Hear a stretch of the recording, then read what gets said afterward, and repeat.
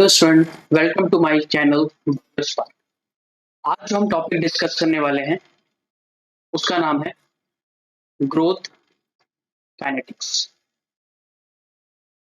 कई बार इससे related question gate में पूछे गए हैं। बहुत इंपॉर्टेंट टॉपिक है और बहुत ज़्यादा इजी टॉपिक है, फार्मूले बेस्ड है।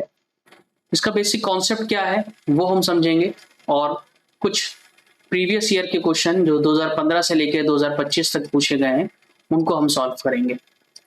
तो सबसे पहले हम बात करते हैं बेसिक कॉन्सेप्ट की, फिर न्यूमेरिकल बीच बीच में हम सॉल्व करते रहेंगे। ग्रोथ काइनेटिक्स मींस कि किस तरीके से बैक्टीरियल सेल डिवाइड हो रही है। हम जानते हैं कि अगर हमारे पास एक बैक्टीरियल सेल है तो उसका डिवीजन होगा। तो बैक्टीरियल सेल बाइनरी फिजन से डिवाइड होती है। जो मेथड है वो बाइनरी फिजन का है, यानी कि एक सेल से दो सेल बनेंगी,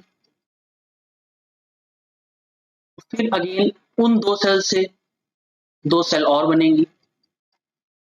इस तरीके से डिवीजन कंटिन्यू रहेगा। इट्स मीन कि भाई जब एक सेल हमारे पास थी तो इस एक सेल से दो सेल बन गई और इस दो सेल से चार सेल बन गई। तो इस तरीके से कंटिन्यूअसली डिवाइड हो रही हैं सेल। अगर मैं आपसे पूछूं कि भाई 5 नंबर ऑफ साइकिल्स ले लीजिए, मीन अगर एक सेल 5 टाइम्स डिवाइड करे,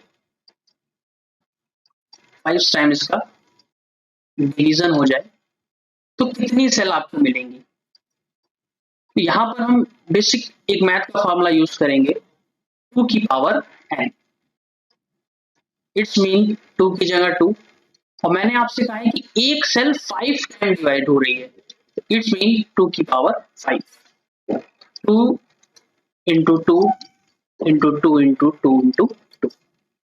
2 टू 4, 4 टू 8, 8 टू 16 एंड 6 30। यानी कि अगर एक सेल आपके पास है तो वो एक सेल 32 सेल में कन्वर्ट हो जाएगी, यानी कि डिवाइड हो जाएगी आफ्टर 5 टाइम्स डिवीजन। यानी कि एक सेल 5 बार डिवाइड करेगी, एक से दो बनेगी, दो से चार, इस तरीके से n की वैल्यू 5 हो गई। तो 5 टाइम डिवीजन हो, यानी कि नंबर ऑफ जनरेशन टाइम जो है, नंबर ऑफ साइकिल्स जो है वो 5 है। तो 32 सेल्स आपको यहाँ पर मिल जाएंगी। ये बेसिक कॉन्सेप्ट हो गया। अब हम मान लेते हैं कि हमारे पास एक सेल थी, वो सेल कन्वर्ट हो गई 32 में। तो इट्स मीन तो हमारे पास जो पहले सेल थी उसको हमने एक्स नॉट कर लिया, यानी कि जो हमारे पास एक सेल थी, अब ये एक सेल कन्वर्ट हो रही है तो 2 की पावर n हम यूज कर लेंगे। ये किसके इक्वल हो जाएगा, X T, mean total population of cell. ये बहुत सिंपल सा मैथमेटिकली एक्सप्रेशन है, इस पर भी हम न्यूमेरिकल करेंगे तो और क्लियर समझ में आएगा। इट्स मीन कि हमारे पास एक सेल थी, 2 की पावर n यानी कि 5, यानी कि 5 टाइम्स का डिवीजन हुआ। तो ये आंसर आ गया आपका 32। यानी कि एक्स टी की वैल्यू कितनी हो गई, 32 सेल्स। यानी कि एक सेल्स 5 टाइम डिवीजन के बाद वो 32 सेल्स में कन्वर्ट हो जाएंगे। अब मैं आपसे कह दूं कि एक सेल नहीं थी, मेरे पास 100 सेल थी और इनका भी डिवीजन 5 टाइम्स हुआ है। तो बहुत इजी है, मेरे पास 100 सेल्स थी और डिवीजन हुआ है 5 टाइम्स, यानी कि 2 की पावर 5।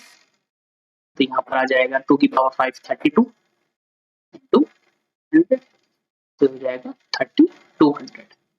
यानी कि स्टार्टिंग में जो आपके पास सेल होंगी, नंबर ऑफ सेल्स होंगी, उनको आप लेके चलेंगे। बस गलती यहाँ पर ये होती है कि हम इस वैल्यू को इग्नोर कर देते हैं, हम एक सेल को मानते हैं और उसी के अकॉर्डिंग कितनी सेल फाइनली जनरेट होंगी, डिवाइड हो पाएंगी, उसको हम वैल्यू दे देते हैं।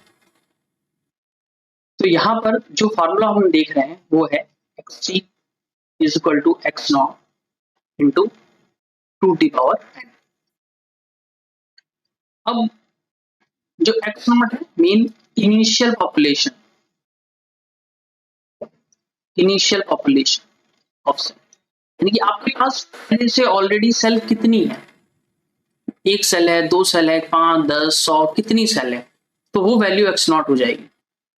xc mean final population of cell, यानी कि डिवीजन के बाद कितनी सेल आपको मिली। अब वो डिवीजन कितने टाइम्स हुआ है वो आप 2 की पावर n का यूज करके फाइनल आंसर निकाल सकते हैं कि एक बार हुआ है, 10 बार हुआ है या 20 बार हुआ है, तो n की वैल्यू वो उतने टाइम्स हो जाएगी।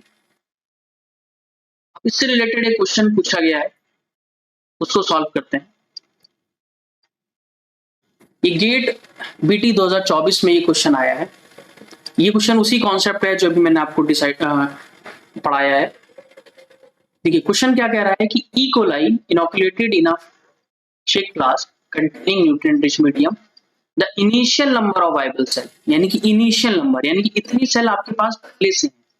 इट्स मीन एक्स नॉट दिया हुआ है 10 to the power 2, 10 to the power 2 means 100 cells, यानी कि 100 सेल्स पहले से हमारे पास मौजूद है। क्वेश्चन कह रहा है आफ्टर फ्यू आवर्स, कुछ घंटे के बाद, the number of viable cell is 10 to the power 6, viable cell कितनी हो गई है 10 to the power 6, देखिए सेल बढ़ गई। इस मीन की ये एक्ससी की वैल्यू दी है, यानी कि ये डिवीजन के बाद है, ये है आफ्टर डिवीजन। पहले सेल 10 टू पावर 2 थी, यानी कि 100 सेल थी, अब 10 टू पावर 6 हो गई, यानी कि सेल बढ़ गई। ऑब्वियस सी बात है सेल डिवीजन के बाद ही बड़ी होगी, तो ये एक्ससी की value. Assuming cell divides by binary fission, number of generation आपसे पूछ रहा है, the number of generation mean the value of N, N की वैल्यू आपसे पूछ रहा है। टेकन प्लेस, एन की वैल्यू क्या होगी, यानी कि 100 सेल जो थी आपके पास 10 टू द पावर 2 जो सेल थी वो 10 टू द पावर 6 बन गई, 10 to the power 2 cells 10 to the power 6 हो गई, इतनी सेल्स बढ़ गई। कितना हुआ, यानी कि कितने जनरेशन लगे होंगे ऐसा होने में।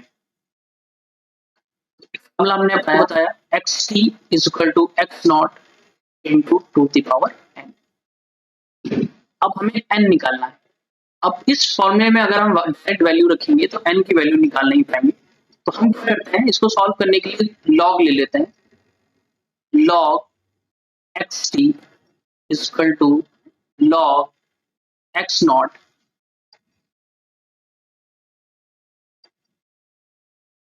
प्लस लॉग लेंगे तो n की वैल्यू आगे आ जाएगी लॉग 2।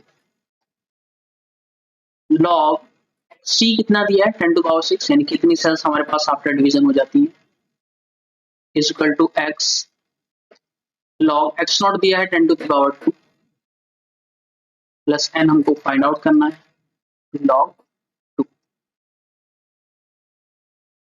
यहां से वैल्यू निकाल लेंगे, साइंटिफिक कैलकुलेटर का इस्तेमाल कर सकते हैं। लॉग 10 टू पावर 6 दी है, हम यहां से निकाल लेते हैं टू द पावर, ये x टू द पावर जो y दिया हुआ है इससे हम पावर लगा सकते हैं 10 टू पावर 6, इसका लॉग लेना, तो आ गया वैल्यू 6 वैल्यू आ गई, यानी कि हम यहाँ 6।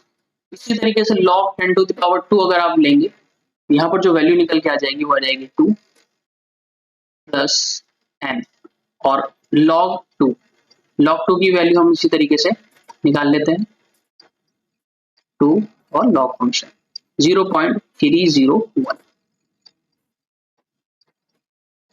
0.301, ये अब टू इधर आएगा तो ये हो गया 4 इज इक्वल टू n 0.301।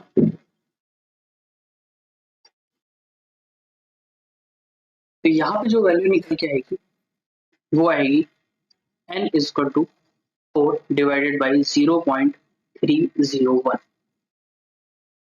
यहाँ नॉर्मल डिवीजन कर देंगे तो n की वैल्यू आ जाएगी 13.28, यानी कि इतनी जनरेशन, यानी कि ऑलमोस्ट 13 जनरेशन लग जाएंगे 10 टू द पावर 2, यानी कि 100 सेल को 10 टू द पावर 6 सेल्स में कन्वर्ट होने के लिए 13 जनरेशन लगेंगे। तो इस तरीके से हमने इस फॉर्मूले का यूज देखा, ये गेट 2024 में पूछा गया एक क्वेश्चन था। हम बात करते हैं ग्रोथ कर्व के बारे में। देखिए अभी हमने आपको बताया कि बैक्टीरियल सेल बाइनरी फिजन से डिवाइड होती है, इट्स मीन कि एक सेल से दो में कन्वर्ट हो जाती है, फिर वो दो सेल्स अगेन दो सेल्स में कन्वर्ट होती है। ठीक है, किस तरीके का पैटर्न फॉलो करती हैं, क्या ग्रोथ कर्व है, इसके बारे में हम बात करते हैं। स्क्रीन पे आपको दिख रहा होगा, यहाँ पर ये एक प्लॉट एक ड्रॉ है। तो सबसे पहला जो ये वाला फेज है, अच्छा कलर ले लेता हूँ,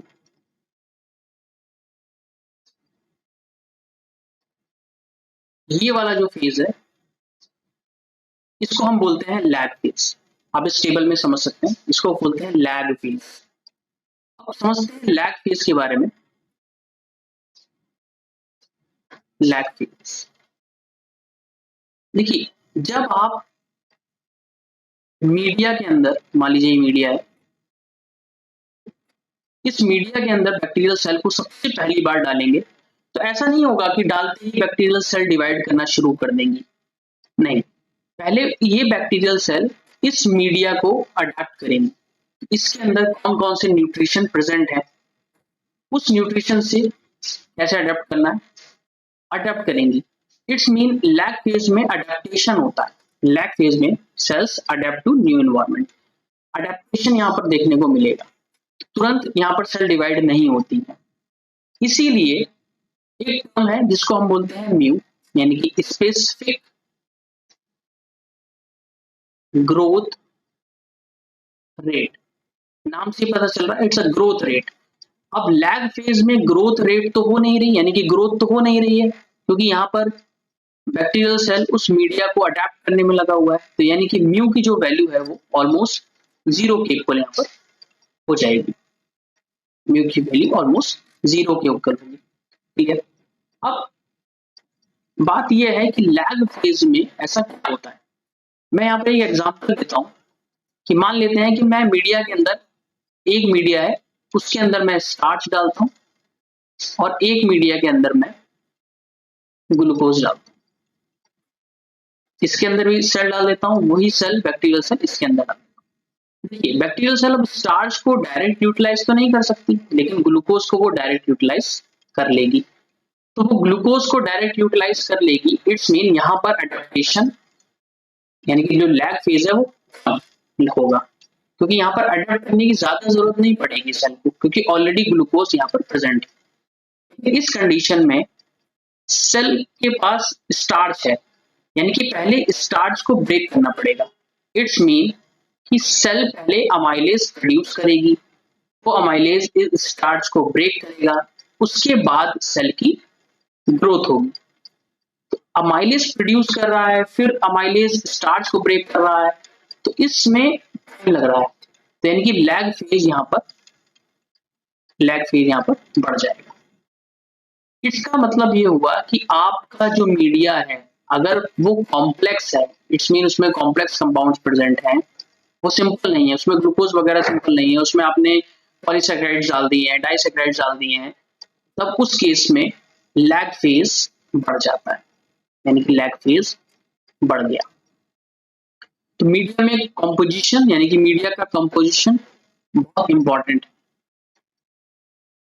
लैग फेज को कम करने के लिए। मीडिया कंपोजिशन पहला। दूसरा, सेल की एज, कि भाई आप किस टाइप के सेल ले रहे हैं, बहुत पुरानी सेल ले रहे हैं या बहुत यंग सेल्स ले रहे हैं, तो इस पे भी डिपेंड करता है लैग फेज, कि वो बड़ा होगा या लैग फेज का टाइम कम होगा। फिर जो तीसरा फैक्टर है, पहला हो गया मीडियम कंपोजिशन, सेकंड हो गया सेल की एज, तीसरा हो गया इनोकुलम साइज, कि आप कितना इनोकुलम ले रहे हैं। अगर आप नंबर ऑफ सेल्स कम ले रहे हैं, इनोकुलम मतलब नंबर ऑफ सेल्स कम ले रहे हैं, तो उनको बहुत समय लगेगा डिवाइड करने में, और आप ऑलरेडी बहुत ज्यादा सेल्स ले रहे हैं तो उनका डिवीजन और हो जाएगा। तो ये तीन फैक्टर्स डिपेंड करते हैं लैग फेज के लिए। अब इसी के ऊपर एक क्वेश्चन पूछा गया, आइए उसको पहले सॉल्व करते हैं, फिर वापस टॉपिक्स में आएंगे। क्वेश्चन पूछा गया है, which of the following factor influence the lag phase. देखिए ये GATE 2019 में पूछा गया कि इन तीनों में से लैग फेज को कौन इन्फ्लुएंस करेगा। इसकी वजह से लैग फेज में टाइम बढ़ जाएगा या घट जाएगा। तो इन 3 ऑप्शंस में हमको बताना है। मैंने आपको बताया मीडिया कॉम्पोजिशन बहुत इंपॉर्टेंट चीज है। मीडिया कॉम्पोजिशन जैसा होगा उस पर डिपेंड करता है लैग फेज। उसके अलावा इनोकुलम एज कि आपने किस टाइप का माइक्रो ऑर्गेनिज्म लिया है, उसकी एज क्या है, मींस वो कितना पुराना है, एक बार रिवाइव नहीं हो चुकी है सेल्स। एंड तीसरा इनोकुलम साइज। अभी डिस्कस किया कि ये तीनों फैक्टर्स हैं जिनके ऊपर लैग फेज डिपेंड करता है। तो इट्स मीन इसका आंसर होगा पी क्यू एंड आर, यानी कि तीनों फैक्टर्स पे डिपेंड करेगा लैग फेज। वापस टॉपिक्स पे आते हैं।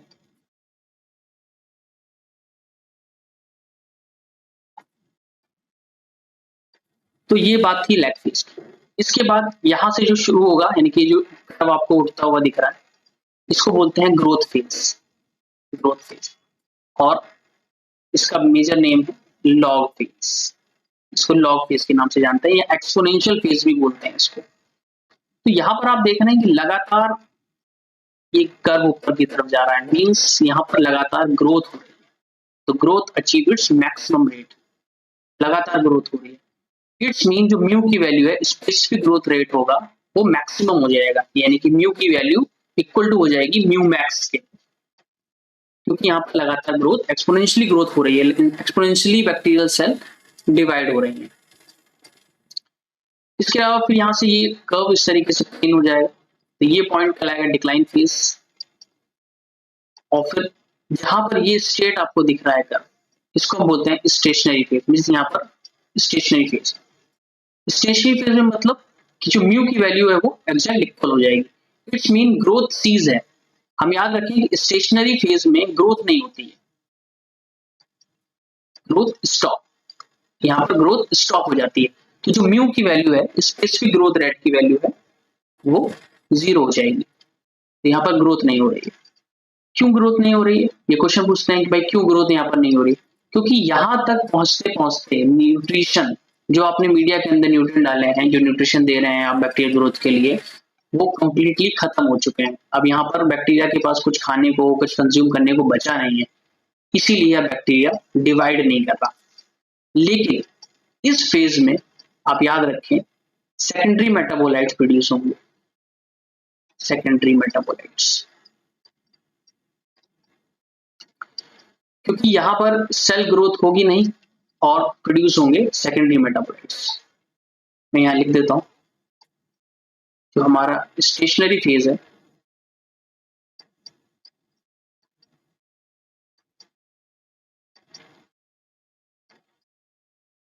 यहाँ पर नो ग्रोथ, ग्रोथ देखने को नहीं मिलेगी, इसीलिए जो म्यू की वैल्यू है वो 0 के इक्वल हो जाएगी। और यहाँ पर सेकेंडरी मेटाबोलाइट्स प्रोड्यूस होंगे। तो ये याद रखना। इसके बाद अगेन ग्राफ पे आते हैं। तो ये कर्व यहाँ से डिक्लाइन हो जाएगा, इसको बोलते हैं डेथ फेज या डिक्लाइन फेज। अब ये डेथ फेज में क्या होगा? सेल लॉस वायबिलिटी एंड लाइस। यहाँ पर जो सेल होंगी वो किल हो जाएंगी। इट्स मीन जो म्यू की वैल्यू है वो लेस देन 0 हो जाएगी, क्योंकि ग्रोथ तो हो ही नहीं रही है, सेल्स ऑलरेडी डेड होना शुरू हो गई। तो म्यू की वैल्यू लेस देन 0 हो जाएगी। अब ये म्यू की वैल्यू किस फेज में कैसी रहेगी ये जरूरी है याद करना, समझना। इससे रिलेटेड एक क्वेश्चन भी पूछा गया है, क्वेश्चन सॉल्व करते हैं।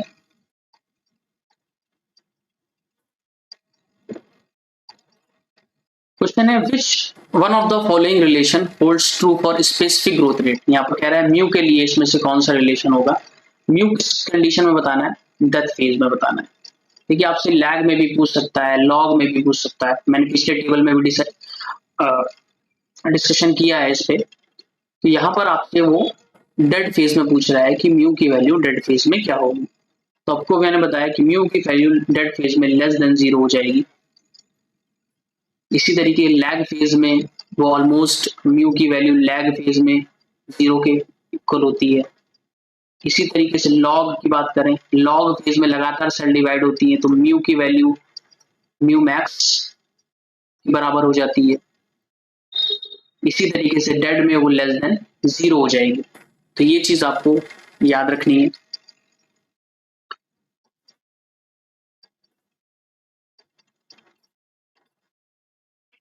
एक क्वेश्चन इससे रिलेटेड 2014 में भी पूछा गया। क्वेश्चन कह रहा है in a batch culture of penicillium ट्राइसोजनम, ये फंगस हमने ली हुई है। The maximum penicillin synthesis occurs during, penicillin किस फेज में सबसे ज्यादा बनेगी? देखिए, लैग फेज में तो मैंने बताया अडेप्टेशन होता है, सेल अडेप्ट करती है मीडिया को। डेड फेज में तो सेल किल हो रही हैं। अब आपके पास दो ऑप्शन है, एक एक्सपोनेंशियल और स्टेशनरी। तो अभी मैंने बताया कि स्टेशनरी फेज में ग्रोथ नहीं होती है, नो ग्रोथ, लेकिन सेकेंडरी मेटाबोलाइट्स इसी फेज के अंदर प्रोड्यूस होते हैं। तो पेनिसिलिन एक सेकेंडरी मेटाबोलाइट्स है, तो इट्स मीन वो स्टेशनरी फेज के अंदर ही रिलीज होगा। अगर आपको ये चीज नहीं पता है तो आप एलिमिनेशन मेथड भी यूज कर सकते हैं कि भाई लैग फेज में तो अडेप्टेशन होता है, डेड फेज में तो किल हो जाती है, अब एक्सपोनेंशियल फेज में तो लगातार सेल डिवाइड ही कर रही है ना, तो उसको तो मौका मिलेगा ही नहीं सेकेंडरी मेटाबोलाइट प्रोड्यूस करने का। इसलिए लास्ट में जो ऑप्शन बचता है वो स्टेशनरी फेज, या फिर आप ऐसे भी समझ सकते हैं कि स्टेशनरी फेज में सेकेंडरी मेटाबोलाइट्स प्रोड्यूस होता है।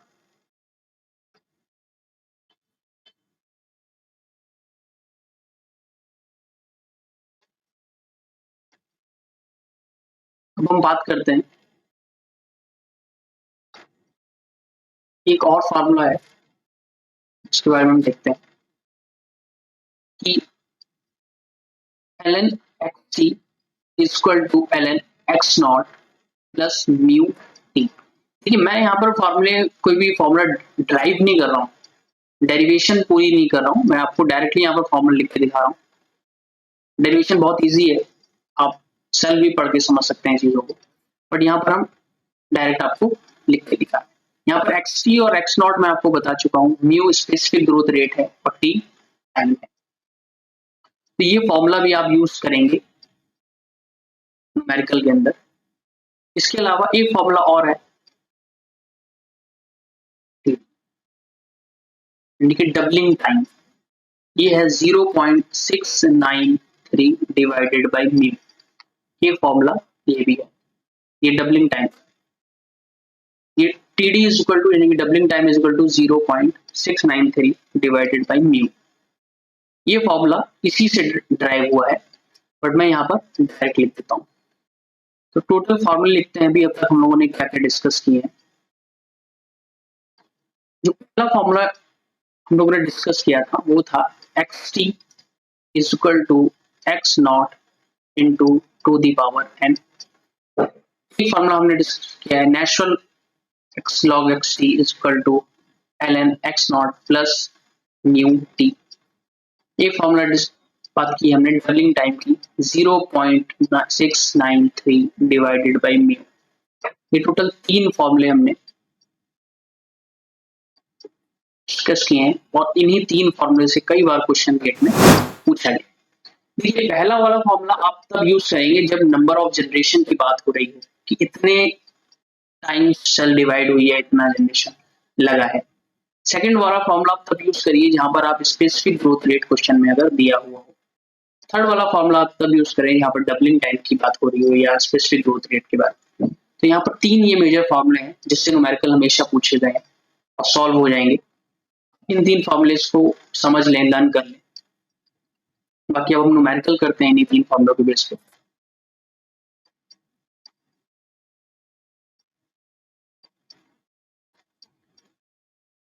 चलिए,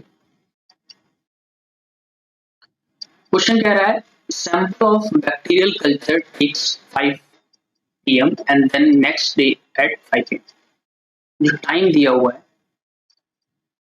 क्या है, शाम के 5 बजे से सुबह के 5 बजे तक, तो यानी कि 12 घंटे हो गए, 12 hours. Were found to have 10 to the power 4 and 10 to power 6, यानी कि कह रहा है पहले जो सेल थी वो 10 टू द पावर 4 थी,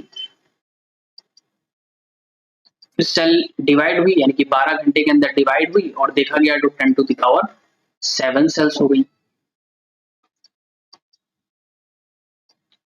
the generation time of this bacterial cell will be, generation time क्या,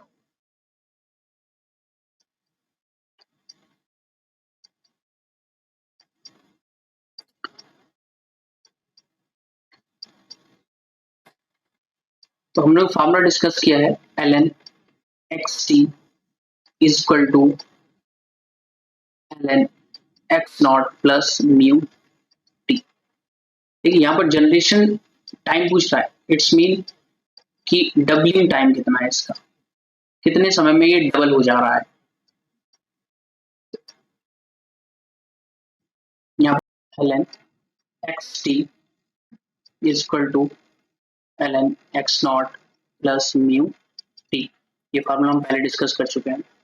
अच्छा एक बात ध्यान रखिएगा, यहाँ पर जनरेशन टाइम पूछ रहा है, तो इट्स मीन आपको doubling time, generation time in doubling time निकालना है। अगर आपसे पूछता जनरेशंस या नंबर ऑफ जनरेशंस, तब आप उस केस में n की वैल्यू निकालेंगे। तो यहाँ पर थोड़ा सा शब्दों का हेर फेर रहेगा, उसको ध्यान दीजिएगा कि टाइम पूछ रहा है या नंबर ऑफ जनरेशंस पूछ रहा है आपसे।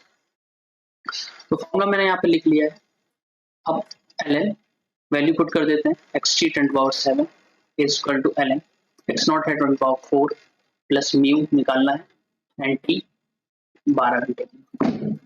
अब ln 10⁻7 हम यहाँ से फाइंड आउट कर लेते हैं, 10 to the power 7 इसका नेक्स्ट 16.11, इसकी वैल्यू आ जाएगी 16.11। इस तरह नेचुरल लॉग 10⁻4 ले लेंगे, इसकी वैल्यू आ जाएगी 9.21 प्लस 12 म्यू। यहाँ पर माइनस कर देंगे, 16.11 माइनस 9.21, 9.21 तो वैल्यू आएगी 6.9 इज इक्वल टू 12 म्यू। यहाँ पर 6.9 को से डिवाइड कर देंगे तो वैल्यू निकल के आ जाएगी 0. जो म्यू की वैल्यू आ गई वो आ गई 0.57 आवर्स इनवर्स।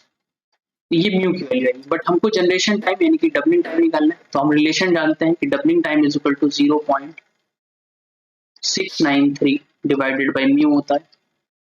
यहाँ से हमको म्यू की वैल्यू पता चल गई, तो doubling time is equal to 0.693 divided by mu की वैल्यू है 0.57।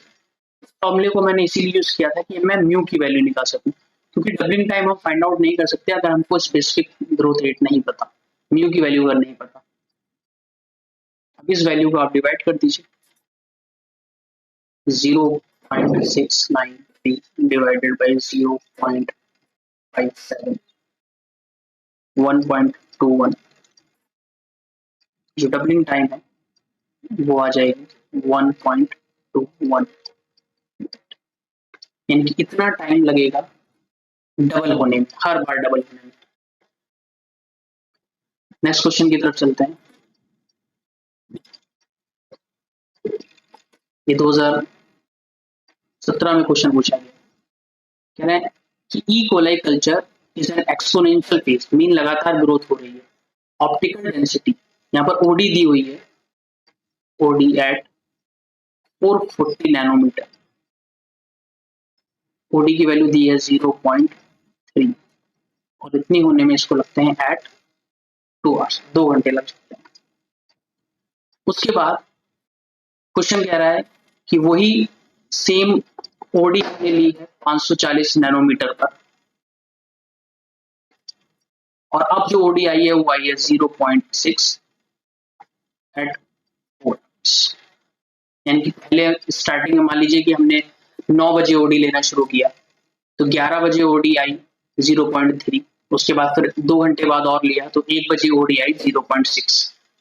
कह रहा है कि जो ओडी है ऑप्टिकल डेंसिटी है वो लीनियरली प्रोपोर्शनल है नंबर ऑफ इक्वलाइज सेल, यानी कि अगर ओडी लगातार बढ़ रही है तो सेल्स भी बढ़ रही है। ये क्वेश्चन मैं आपको बोल रहा हूँ। तो देखिए यहाँ पर ऑप्टिकल डेंसिटी से आप नंबर ऑफ सेल्स या इस टाइप की चीजें नहीं फाइंड आउट कर पाएंगे जब तक आप ग्राफ प्लॉट नहीं करेंगे। लेकिन आपको यहाँ पर दिख रहा है कि टाइम इंटरवल हमारे पास कितना है, 2 आवर्स का। 2 घंटे के अंदर ऑप्टिकल डेंसिटी डबल हो गई, it's mean optical density double हो गई, मीन पॉपुलेशन, बैक्टीरियल पॉपुलेशन भी क्या हो गई, डबल हो गई होगी। यानी कि जो डबलिंग टाइम दिया है वो 2 घंटे का, यानी कि डबलिंग टाइम 2 आवर्स का है। इस इक्वेशन से हमें पता चल रहा है।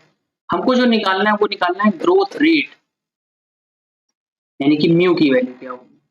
तो आप जानते हैं formula, doubling time is equal to 0.693 divided by mu. तो यहाँ पर हम T D is equal to value है 2, इसलिए लिखते हैं mu is equal to 0.693 divided by 2। इसको डिवाइड कर देते हैं, 0.693 वैल्यू आ गई 0.34। तो स्पेसिफिक ग्रोथ रेट की वैल्यू आ गई 0.34 पर यूनिट होती है आर्स इनवर्स। यहाँ पर ये क्वेश्चन सॉल्व हो गया। नेक्स्ट क्वेश्चन की तरफ बढ़ते हैं। बहुत इजी क्वेश्चन है, गेट पीटी 2022 में पूछा गया।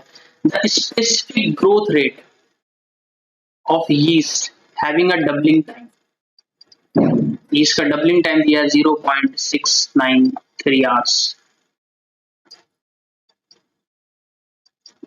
स्पेसिफिक ग्रोथ रेट यानी कि म्यू की वैल्यू पूछ रहा है कि भाई म्यू की वैल्यू क्या होगी। आप रिलेशन जानते हैं, doubling time is equal to 0.693 divided by mu. यहाँ पे म्यू निकालना है, तो mu is equal to 0.693 divided by TD की वैल्यू है 0.693। यहाँ पर ये कट जाएगा, आंसर आ जाएगा 1, वो hours inverse.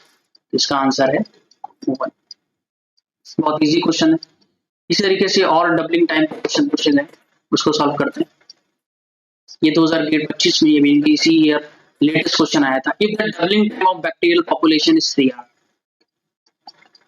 Doubling time bacterial population की 3 घंटे दी हुई है। एवरेज स्पेसिफिक ग्रोथ रेट पूछता है, यानी कि म्यू की वैल्यू, म्यू की वैल्यू क्या होगी, स्पेसिफिक ग्रोथ रेट। अब जानते हैं डबलिंग टाइम और म्यू के बीच में सिर्फ एक ही रिलेशन है, 0.693 divided by mu.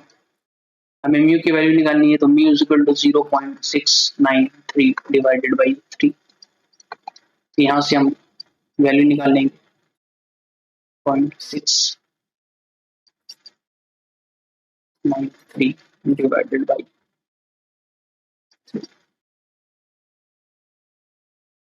0.23 answer, hours inverse. ये इसकी स्पेसिफिक ग्रोथ रेट हो जाएगी। इस तरीके से बहुत बेसिक क्वेश्चंस पूछे गए हैं जो बहुत फ्री के मार्क्स दे जाते हैं। एक क्वेश्चन और है कि if the rate at which E coli divide. देखिए इस क्वेश्चन में समझिए, गेट 2024 का बहुत अच्छा क्वेश्चन था। यहाँ पर रेट दिया है, रेट ई कोलाई इस रेट से डिवाइड करती है। यहाँ पर स्पेसिफिक ग्रोथ रेट नहीं दिया, यानी कि म्यू की वैल्यू जो है वो यहाँ पर गिवन नहीं है। अगर आप म्यू की वैल्यू इसको समझ लें कि भाई म्यू की वैल्यू ये 0.5 आवर्स दी है और डबलिंग टाइम निकालना है, आप फार्मूला लगा के निकालेंगे तो आंसर गलत आएगा। क्वेश्चन आपको समझना है, ये म्यू की वैल्यू नहीं गिवन है, ये बोल रहा है कि इस रेट से डिवाइड होगी। अगर कहता है स्पेसिफिक ग्रोथ रेट ये है, तब आप इसको म्यू अज्यूम करते। If the rate at which E coli divide, यानी कि आधी सेल, हम कह सकते हैं 0.5 सेल को 1 घंटा लगेगा, या मोटा मोटा पकड़े तो कह सकते हैं कि आधी सेल को डिवाइड होने में 1 घंटा लगेगा, तो पूरी सेल को डिवाइड होने में 2 घंटा लगेगा। तो डबलिंग टाइम इसका कितना आ गया, 2 आवर्स। यहाँ पर बेसिक जनरल कॉन्सेप्ट लगाना है, अगर आप फार्मूला लगा करेंगे तो गलत हो जाएगा। गलत इसलिए होगा क्योंकि यहाँ पर म्यू की वैल्यू गिवन नहीं है, यहाँ पर जनरल कह रहा है कि भाई आधी सेल को डिवाइड होने के लिए 1 घंटा लगता है, तो पूरी सेल को डिवाइड होने के लिए 2 घंटा लगेगा। तो जो इसका आंसर होगा वो है 2 आवर्स।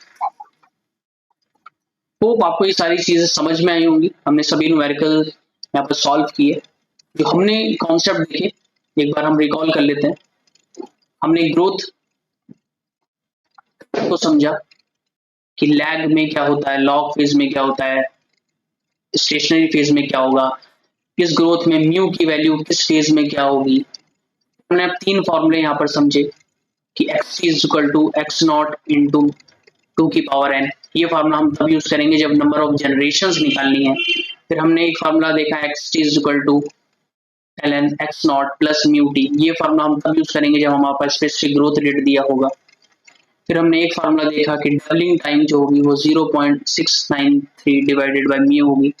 ये हम तब यूज करेंगे जब हमें डबलिंग टाइम निकालनी है और हमारे पास म्यू गिवन होगा। तो ये 3 बेसिक फार्मूलेज हमने यहाँ पर देखे। आई होप कि ये वीडियो आपको समझ में आई होगी। अगर आपको किसी तरीके से कंफ्यूजन है या किसी तरीके का क्वेश्चन पूछना है तो आप कमेंट सेक्शन में आस्क बेफिक्र लिखें और अपना क्वेश्चन टाइप करें। आई होप ये वीडियो आपके लिए फ्रूटफुल रहेगी। Thank you. Thanks a lot.